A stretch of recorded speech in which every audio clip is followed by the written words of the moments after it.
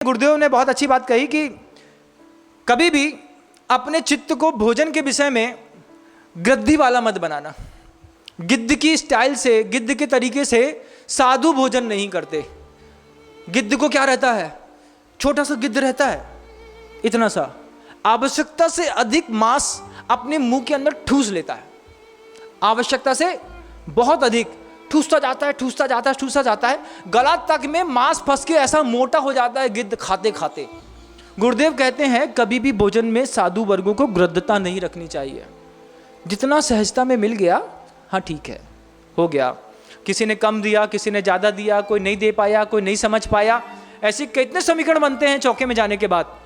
तब गुरुदेव ने एक बात, बहुत अच्छी बात कही थी हम लोगों से, देखो भैया, क्या आप साधु होकर के श्रावक के यहाँ भोजन करने जाते हैं? हाँ महाराज, श्रावक ने कोई कर्जा नहीं लिया है तुम्हारा कि तुमको भोजन कराए।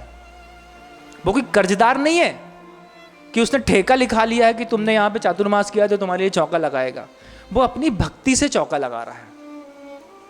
वो अपनी भक्ति से अनजान है, नादान है, वो कुछ जानता नहीं है, उसको समझ में नहीं आता आपकी प्रकृति क्या है, कैसी है, आप बताते भी नहीं है, उनको समझ में भी नहीं आता है, तो वो अनजान है। उसने कोई ऋण नहीं लिया कि तुमको भरपेट तुम्हारे मन का भोजन कराएगा। फिर बोले आप जाते हैं उनके यहाँ, ये गौरवपूर्ण परंपरा है। परंपरा कैसी है गौरवपूर्ण?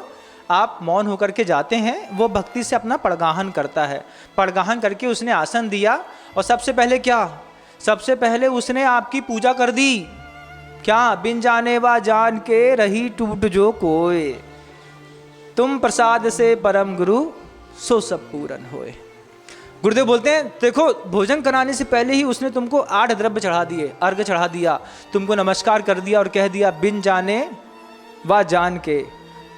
सामान्य सामग्री बनी है, देना भूल गया, बिन जाने व जान के उसका मन कर गया महाराज खा लेंगे तो हम क्या खाएंगे, तो उठा करके किनारे रख दिया। दोनों परिस्थितियों में रही टूट जो कोय, तुम प्रसाद से परम गुरु सो सब पूरन होए। महाराज हमने आपको अर्घ चढ़ा दिया है, अब भूत बेंतर वाली भाषा चौके में मत बोलियो। भूत बेंतर वाली भाषा कहती है ऐसा, ये भाषा नहीं बोलना। क्यों नहीं बोलना? ये कौन की भाषा है? भूत और बेंतर की। तो फिर क्या करना है? चुपचाप जैसे गाय घास चरती है, अंजलि खोल दी, अपनी अंजलि में मुद्रा में एक सौम में अपनी दृष्टि डाल दी, देने वाले ने दे दिया, अनुकूल था तो ले लिया, प्रतिकूल था तो मना कर दिया।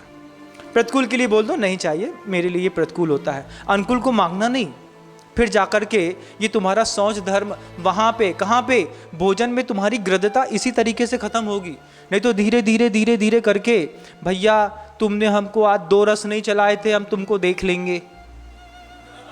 चलता है ना कई भगवंतों में, चलता है अनार का रस 1 लीटर, नहीं तो काम बिगड़ जाएगा, उनको क्यों चलाया, हमको क्यों नहीं चलाया। अगर ऐसी कोई भाषा आ गई, जिसके जीवन में ये भाषा चल रही है, वो सोच धर्म का पालन नहीं कर रहे हैं। क्योंकि स्पष्टतः आचार्य पूजपा स्वामी और गुरुदेव कहते हैं प्रकृष्ट प्राप्त लोभान निवृत्ति सोच है। वस्तु सामने रखी है, मुझे नहीं चाहिए, मेरे पुण्य में होगा, वो खुद चिंता करके मेरी अंजलि में डाल देगा।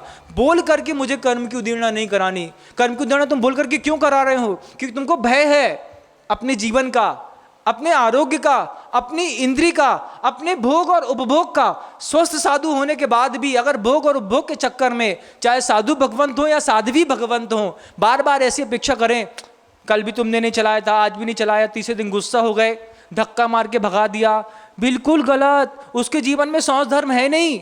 माघ नंदी जैसे स्खलित होने में उनको ज्यादा समय नहीं लगता, गुरुदेव कहते हैं।